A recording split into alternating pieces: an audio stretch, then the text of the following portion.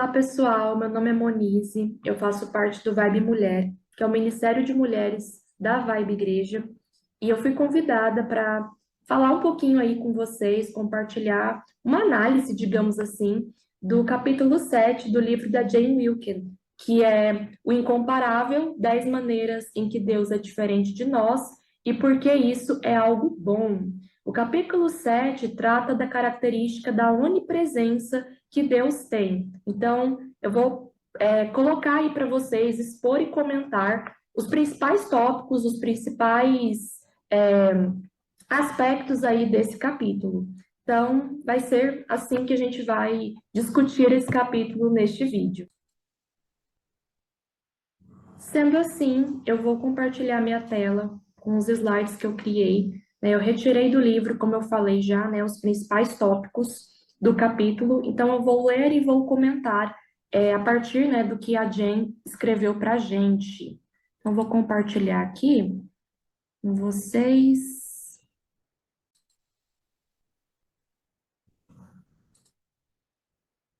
Então, eu vou projetar aqui para que a gente possa visualizar e eu espero que vocês acompanhem juntamente comigo.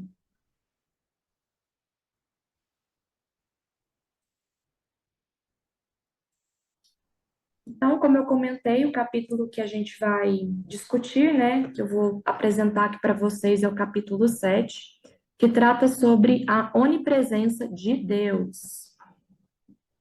Bom, o primeiro tópico que eu resolvi destacar da fala da Jen é que nós humanos estamos limitados a um só lugar. O fato de habitarmos em um corpo significa que não podemos estar em mais de um lugar ao mesmo tempo. Então, para falar da onipresença de Deus, a autora primeiramente fala que nós seres humanos somos limitados. A gente não consegue, então, estar em dois lugares ao mesmo tempo, a não ser que a gente vá para uma estrada que esteja bem na fronteira de duas cidades ou dois países e a gente coloque um pé de cada lado. Mas em situações normais, digamos assim, a gente não consegue estar em dois ou três ou quatro lugares ao mesmo tempo. Nós somos limitados ao nosso corpo. E aí eu coloquei logo em seguida que um corpo é um conjunto de limites. Então, o nosso corpo limita a gente. E logo em seguida, eu também destaquei: Deus decreta que estaremos presentes onde estivermos presentes, e em nenhum outro lugar. Ainda assim, Deus, que é Espírito, é capaz de estar completamente presente em todos os lugares. Então, agora ela fala, né, que Deus decreta que a gente vai estar presente em um único lugar, né, em nenhum outro lugar, né, apenas um. Porém, Deus, ele é capaz de estar completamente presente em todos os lugares, né, e aí que está a diferença para nós, que somos limitados.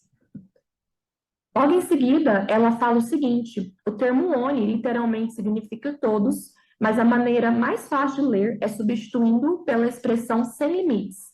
Deus é onipresente, presente sem limites. Nenhum corpo físico o limita a um lugar específico, né? Então, ela basicamente fala que o termo oni significa todos, mas a melhor maneira da gente poder entender esse termo é substituir pela expressão sem limites. Então, Deus não está limitado a um corpo físico, ele não está limitado a um lugar específico.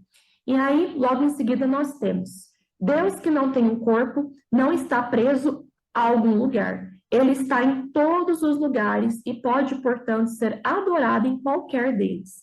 Jesus ecoa os pensamentos do seu ancestral, o rei Salomão, na dedicação do templo.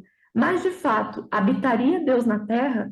Eis que os céus e até o céu dos céus não te podem conter, quanto menos esta casa que eu edifiquei. 1 Reis 8:27.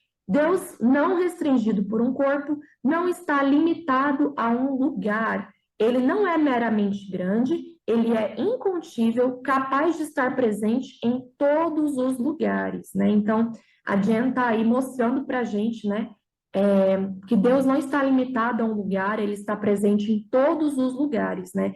E, portanto, ele também pode ser adorado em qualquer lugar. Ele não está preso, né, a um lugar específico para isso.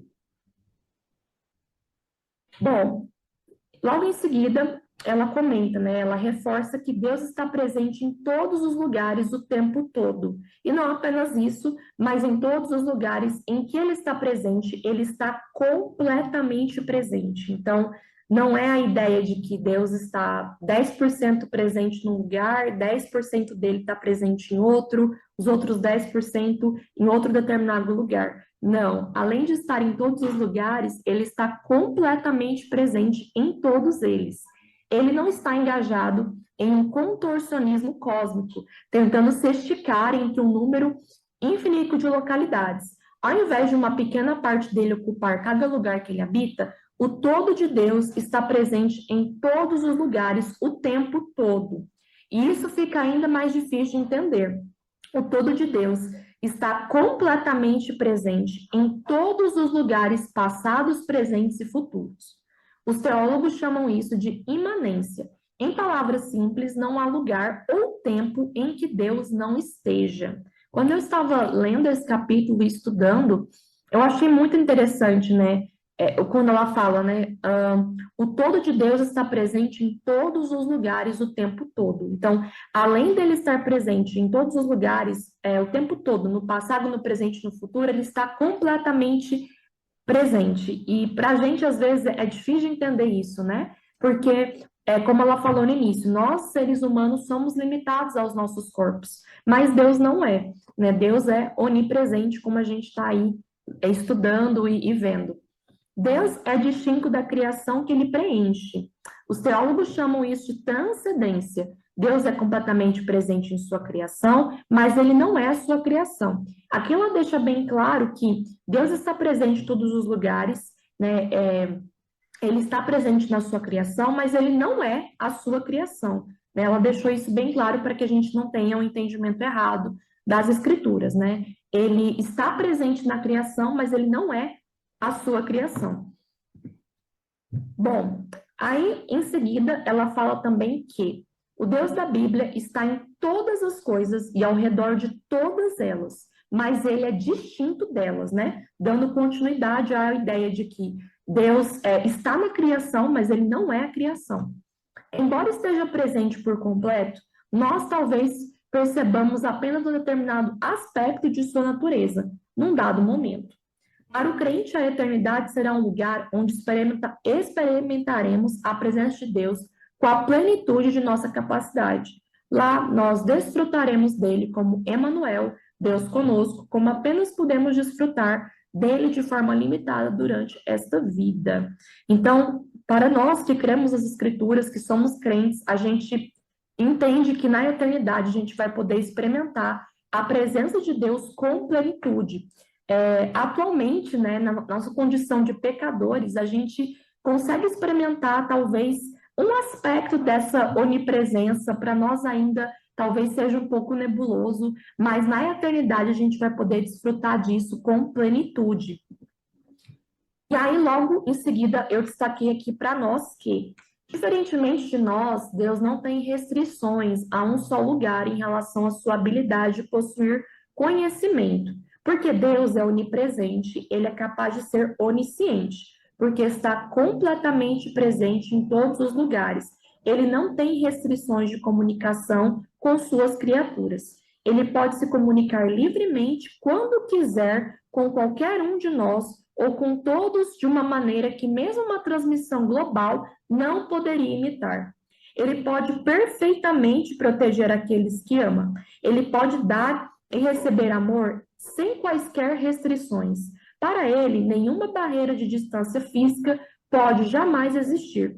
Nenhuma restrição geográfica pode impedir sua influência ou domínio, né? Então, não tem restrições para a presença de Deus, né? Essas palavras aqui me chamaram a atenção também, são muito interessantes da gente refletir, né? E pensar que nada pode impedir a influência de Deus, o agir dele, porque ele não está limitado, né? Como nós. E aí, partindo dessas reflexões, dessas conclusões, digamos assim, né, dessas afirmações que a autora faz, ela faz um questionamento para nós. Ela fala o seguinte: somos idólatras por queremos avançar os limites que os nossos corpos físicos têm a um só lugar? Então, talvez muitas vezes a gente tenta estar em mais de um lugar ao mesmo tempo. A gente acaba não respeitando o fato de que nós não somos onipresentes, apenas Deus é. A gente vai conversar um pouquinho mais sobre isso. Aí ela coloca assim para nós: não importa quão avançadas nos tornemos, nunca poderemos estar completamente presentes em todos os lugares. Não podemos estar completamente presentes nem em dois lugares ao mesmo tempo. Nossa atenção necessariamente ficará dividida. Basicamente, hoje em dia, com a ascensão de redes sociais e tudo mais, a gente pode ter a falsa ideia de que é possível que a gente consiga estar em vários lugares ao mesmo tempo. Por exemplo, eu posso estar na minha casa e ao mesmo tempo conectada numa videoaula e talvez no WhatsApp conversando com alguém ou resolvendo alguma questão. Porém, a gente vai ficar com a atenção dividida. A gente não consegue prestar atenção na videoaula, estar atento com tudo que acontece aqui ao nosso redor e ainda conseguir resolver algum problema pelo WhatsApp. Por mais que a gente tem essa ideia de que, eu estou fazendo três coisas ao mesmo tempo e eu estou presente nesses lugares, digamos assim, a gente está com a atenção dividida. A gente não consegue plenamente estar nesses lugares, né? E é isso que ela ressalta para nós. A alegria relacional completa ocorre presencialmente, no lugar físico compartilhado. Quando nós verdadeiramente nos importarmos com a profundidade da comunicação, nós evitamos ao máximo os desentendimentos. Não existe isso de onipresença humana. Nossas recém-descobertas formas de imitá-la não são a mesma coisa que estar lá. Eles não são substitutos para a presença. Eles não são idolatria em si mesmos, mas podem se tornar idolatria quando começamos a crer que eles são equivalentes a realmente estar lá. Então, a gente peca, né, e cai no pecado de idolatria quando a gente pensa que essa atenção compartilhada que a gente tem é a mesma coisa que estar presencialmente em algum lugar, né? Então, a gente tem que se atentar a isso. Deixa eu continuar aqui. Tá, vou retomar um pouquinho, mas podem se tornar idolatria quando começamos a crer que eles são o equivalente a realmente estar lá. Eles são bons dons, até queremos que eles nos façam como Deus. Desejar estar livre da restrição física pode, na verdade, honrar a Deus, desde que tenha a motivação correta e a perspectiva apropriada. Bom, continuando o nosso estudo, né, a nossa análise aqui do capítulo, a autora também fala que Deus está perto, quer sintamos ou não. O quão conscientes estivermos dessa verdade afetará diretamente o modo como vivemos. Por um lado, o conhecimento da presença de Deus deveria nos tornar vigilantes quanto ao pecado, como nenhuma lei de privacidade existe entre o Criador e a criatura.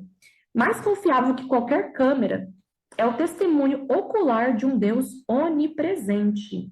Então, se Deus ele está em todos os lugares, isso faz com que a gente pare para pensar, né? A gente tem que estar muito vigilante quanto ao pecado, né? Ela fala, não há nenhuma lei de privacidade entre o Criador e a criatura. Por causa disso, cada pecado que cometemos é, primeira e principalmente, um pecado contra Deus. Davi reconhece isso em sua confissão, em Salmo 51, 4, em que ele diz: pequei contra ti somente, e fiz o que é mal perante os teus olhos, de maneira que serás tido por justo no teu falar e puro no teu julgar. Né? E muitas vezes o pecado é negligenciado, né? A gente às vezes peca, tem lá os nossos pecados de estimação, e talvez a gente não dê a importância para isso, eu acho que não é nada. Mas Deus está presente, Ele está vendo isso, né? Ele está em todos os lugares, não existe uma privacidade, né, entre nós e Deus. E quando a gente peca, o nosso pecado é primeiramente contra Deus. Então, isso é uma coisa que precisa entrar nas nossas mentes e corações para que a gente possa realmente refletir, né, e pedir perdão, caso a gente esteja negligenciando, né, os nossos pecados, né, negligenciando a nossa vida de santidade, na verdade, e realmente parar para pensar nisso, né, na onipresença de Deus. Bom, o próximo tópico que eu selecionei é É o tópico que continua falando sobre o pecado, né?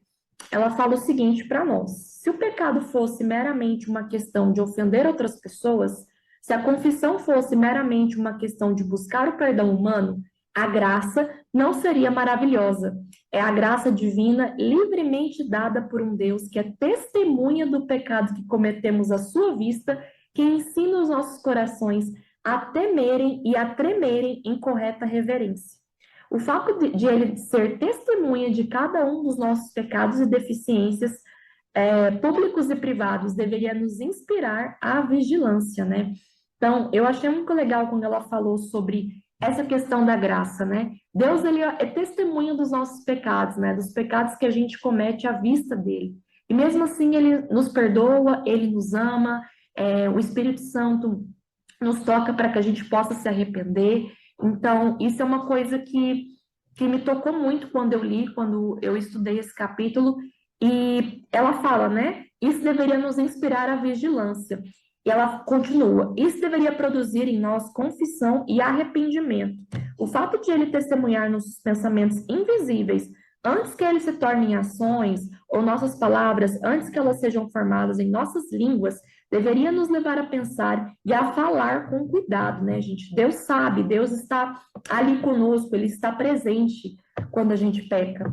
O fato de Ele ver tudo e contra qualquer expectativa, permanecer disposto a perdoar, deveria despertar em nós gratidão do tipo mais profundo, um desejo de ser a mesma pessoa em público e às portas fechadas, uma pessoa que age e fala como alguém que teme ao Senhor, uma pessoa que entende que a presença ilimitada de Deus não deixa espaços para uma vida prática de ateísmo, professando que um Deus onipresente existe, mas vivendo como se ele não existisse.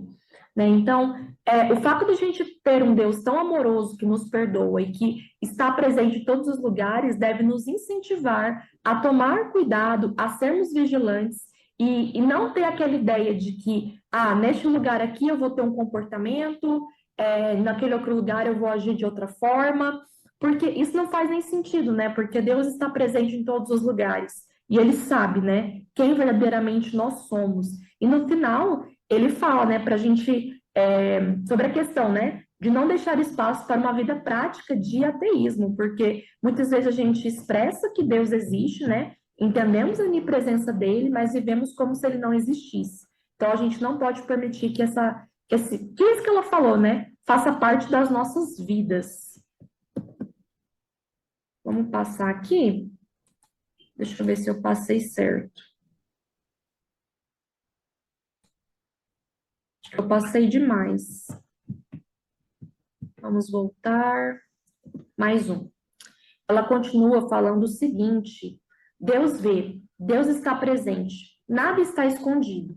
E isso é motivo não apenas para vigiarmos, mas para nos sentirmos seguras com a mais bendita segurança que um coração pode conhecer. Então, aqui ela traz um outro lado, né? A gente deve vigiar, mas também se sentir segura, porque o nosso Deus é um Deus que vê tudo, é um Deus que está presente, é um Deus que conhece o nosso coração. Quando os nossos corações nos enganam com a mentira de que Deus está distante, quando começamos a nos perguntar se os nossos sofrimentos não são vistos ou se os nossos pecados nos desqualificam, podemos nos apegar à certeza do Salmo 23. Ainda que eu ande pelo vale da sombra da morte, não temerei mal nenhum, porque tu estás comigo. O comigo de Deus não depende do nosso merecimento, mas sim da sua vontade. Sua vontade é que seus filhos escolhidos nunca sejam deixados sozinhos. Então, o nosso coração enganoso pode muitas vezes dizer para nós, né, que Deus está longe, que Deus não se importa. E aí, ela fala para nós, né, para a gente se apegar, então, no que diz os Salmos 23, né? Que Deus está sempre conosco. Então, a gente não pode acreditar na mentira que Deus está distante, né, que nós não somos vistos. Mais um slide. Bom, eu coloquei também aqui um trechinho quando ela fala aqui. A natureza de nossa comunhão com o Pai Celestial não passa por qualquer separação. Ela certamente passará por alterações, mas apenas do menos para o mais. Nós podemos conhecer sua presença durante esta vida e podemos ser mais conscientes dela, mas nós iremos conhecê-la com muito mais clareza na eternidade. E aí ela diz, né, Senhor, apressa esse dia, né, que é o que ela falou mais no início do capítulo. A gente consegue entender em partes, né, a onipresença do Senhor, mas a gente só vai entender com mais clareza quando estivermos na eternidade com Ele. Estamos chegando ao final, mas acho que tem mais um tópico, ou um ou dois. Bom, é o último. Ela fala assim, né, para concluir as suas ideias. Não podemos estar em mais de um lugar ao mesmo tempo. Quando buscamos a onipresença, acabamos por garantir que não estaremos completamente presentes em lugar algum, que ficaremos sobrecarregadas e que seremos pessoas de atenção, afeição, lealdade e esforços divididos. Então, recapitulando, né, e reforçando para nós não podemos estar em mais de um lugar ao mesmo tempo. Nós somos limitadas pelo nosso corpo, e quando a gente busca a onipresença, né, essa ilusão, né, de que nós podemos ser onipresentes, a gente acaba ficando sobrecarregada, e a gente acaba se sentindo ali, dividindo nossa atenção, afeição, lealdade e os nossos esforços de um jeito que não é benéfico, porque a gente não consegue fazer tudo, a gente não consegue estar em todos os lugares ao mesmo tempo. Em seguida, ela diz, né, é melhor confiarmos que esses corpos que nos prendem a uma única localidade são bons limites dados por um bom Deus. É melhor nos maravilharmos com o fato de que, onde quer que estejamos, seu Espírito nos cerca e nos preenche, justamente porque Ele é onipresente. Nós não somos, mas Deus é. Ciente de que Ele testemunha tudo o que pensamos, falamos e fazemos, aprendemos a viver vigilantes, cientes de que Ele enxerga seus filhos através da lente da graça, aprendemos a escolher a franca confissão ao invés de optar pelo disfarce fútil. Então, pelo fato de que Ele testemunha tudo que a gente pensa, tudo que a gente fala e faz, a gente deve viver vigilantes. E também a gente tem que entender que, como Ele nos ama, apesar de todos os nossos pecados, né? E age com graça conosco, a gente deve se arrepender daquilo que a gente faz de errado e confessar. Em vez de ficar tentando disfarçar isso, porque é completamente fútil e inútil. Ciente de que não podemos fugir de sua presença, deixamos de correr e simplesmente descansamos. Podemos aprender a apreciar sua proximidade. Nada de contorcionismo espiritual. Quando cremos que Ele está completamente presente em todos os lugares, nós somos finalmente livres para estarmos por completo presentes no lugar onde Ele nos colocou. Então, isso é uma coisa que a gente deve parar e pensar, porque às vezes a gente aprende, Deus é onipresente, e para por aí, né? Então, o que a gente está fazendo é a gente permitindo que a gente entenda, né, como a onipresença de Deus afeta as nossas vidas. Então, eu vou ler até novamente aqui. Quando cremos que Ele está completamente presente em todos os lugares, finalmente a gente pode ser livre para estarmos por completo presentes no lugar onde Ele nos colocou. Quando a gente entende que nós não podemos estar em vários lugares ao mesmo tempo, mas Deus sim é onipresente, a gente entende então a nossa limitação e a gente consegue parar de assumir esse lugar, né, de Deus, digamos assim, e para estarmos presentes onde Ele nos colocou. A gente passa, então, a sermos mais vigilantes com o nosso pecado e ainda assim entendendo que, como Ele está em todos os lugares, a gente deve ser transparente, né, e confessar os nossos pecados, né? Então, completando aqui, né, vou voltar só para fazer sentido, nós somos finalmente livres para estarmos por completo presentes no lugar onde Ele nos colocou, face a face com aqueles que amamos, buscando a face de Deus, né? Então, o fato da gente entender a onipresença dele permite com que a gente esteja completamente inteiros mesmo, no lugar onde Deus colocou a gente, né? Então, que palavra poderosa, que palavra forte, que interessante, né? Refletir sobre isso, refletir como a onipresença de Deus impacta as nossas vidas. Bom, no final eu só encerrei o slide aqui, né, colocando, né, amém, né, Senhor, obrigada por ser onipresente, Então, esse é um resumão aí desse capítulo 7 que me edificou bastante. Eu espero que você leia esse capítulo, que você possa refletir nas verdades que foram ditas pela autora. E esse, então, é o nosso resumo, né? Que a onipresença do Senhor, né? Que o fato dele ser onipresente possa fazer diferença na sua vida cristã, né? Que a gente possa realmente entender que Ele é onipresente, nós não somos, mas que nós possamos estar completamente presentes no lugar onde Deus colocou a gente. Amém? É isso então, pessoal. Obrigada pela oportunidade e eu realmente espero que esse capítulo possa ter edificado a sua vida como edificou a minha. Tchau, tchau.